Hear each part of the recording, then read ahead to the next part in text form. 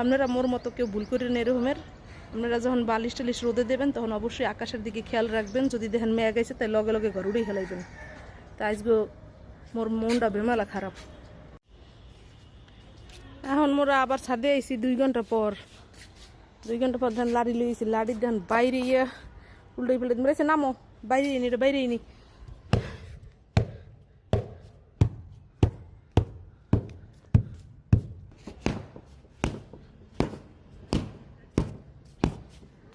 ছাদের সাইডে যায় না। আজকে একটা ঠাড়া ভাঙ্গা রোদ পড়ছে। রোদের চোটে সব একেবারে গরম হয়ে গেছে।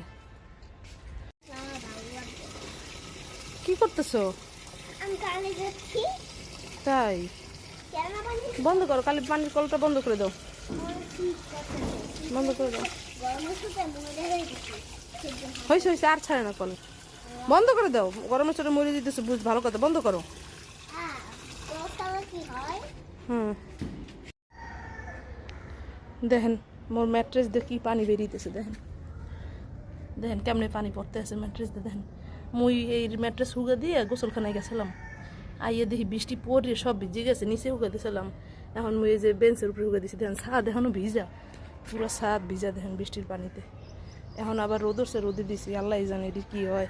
বালিশ টালিশ সব ভিজে গেছে, বালিশ বুলিশ সব ভিজে গেছে। ল্যাপ হুগা দিয়েছিলাম, ল্যাপও ভিজে গেছে, সব ভিজে গেছে। আপনারা যারা এরম রোদে দেবেন হ্যাঁ একটু নজর রাখেন যে বৃষ্টি বৃষ্টি জানি না আইয়ে পড়ে। মোর মতো বিপদে কেউ পড়েন না। মুই যে বিপদে পড়ছি দেখেন বালিশগুলা সব এরম হুগে দিয়ে থুইছি। দোয়া হরেন জানি এগুলো হুগেই যায় আজগো।